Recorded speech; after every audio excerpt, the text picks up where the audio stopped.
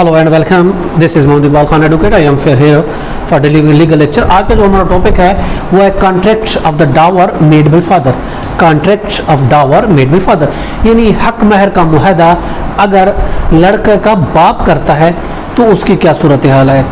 Sorry, लड़की का बाप अगर करता है, कॉन्ट्रैक्ट करता है डावर का, तो उसकी क्या सूरत हाल है। देखिए, अगर नाबालिग लड़की की शादी उसका फादर करता है तो ऑफ कोर्स वो हक महर का मुआहदा भी वो करेगा कि इतनी हक महर होगी। तो उस सूरत में अगर नाबालिग लड़का की तरफ से उसकी शादी होती है और वो हक महर मुकर्रर करता है बाप, लड़के का फादर, लड़के का बाप अगर हक महर मुकर्रर करता है कि मेरा बेटा ये हक महर देगा, चूंकि वो छोटा है, मैं बड़ा हूँ, मैं उसका निकाह कर रहा हूँ, इसलिए ये मैं एग्रीमेंट कर रहा हूँ कि मेरा बेटा ये हक महर देगा, तो कानून ये कहता है तो ये लाजमी होगा जब बेटा बड़ा होगा उस पर लाजिम होगा वो अपने बाप के एग्रीमेंट के मुताबिक हक महर दे।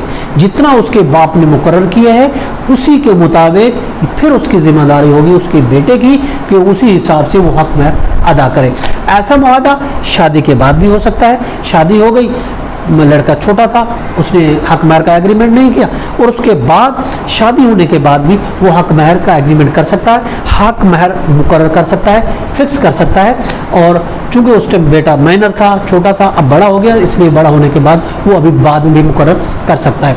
अगर कोई हक महर की गारंटी देता है, मसलन फादर कहता है कि अगर मेरे बेटे ने हक महर नहीं दी तो मैं दूंगा, मैं इसका जामिन हूँ, मैं इसका श्योरिटी हूँ, तो वो फिर देने का पाबंद है। समटाइम ऐसा भी होता है निकाहनामे पे भी उस जमानती के लड़के के बाप बतौर जमानती के सिग्नेचर ले लिए जाते हैं, नाम लिख दिया जाता है और वो ये कहता है, लड़का ये कहता है अगर मैंने नहीं दी, बाप कहता है मेरा बेटे ने अगर हक महर नहीं दी तो मैं इतने पैसे दूंगा, मैं ये प्रॉपर्टी दूंगा, मैं जामिन हूँ इस चीज़ का। अगर वो जामिन बनता है, एज ए श्योरिटी वो साइन करता है, जमानत देता है, तो फिर ये उसकी जिम्मेदारी है, उस जामिन की जिम्मेदारी है, उस श्योरिटी होल्डर की जिम्मेदारी है जिसने इस चीज़ की जमानत दी कि मैं हक महर दूंगा, तो उसको ये हक महर देना पड़ेगी।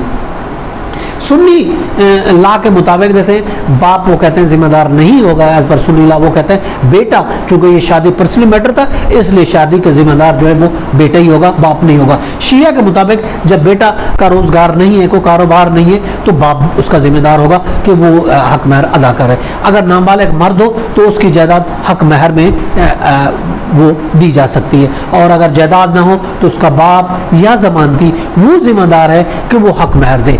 तो ये तो मुराद का टॉपिक।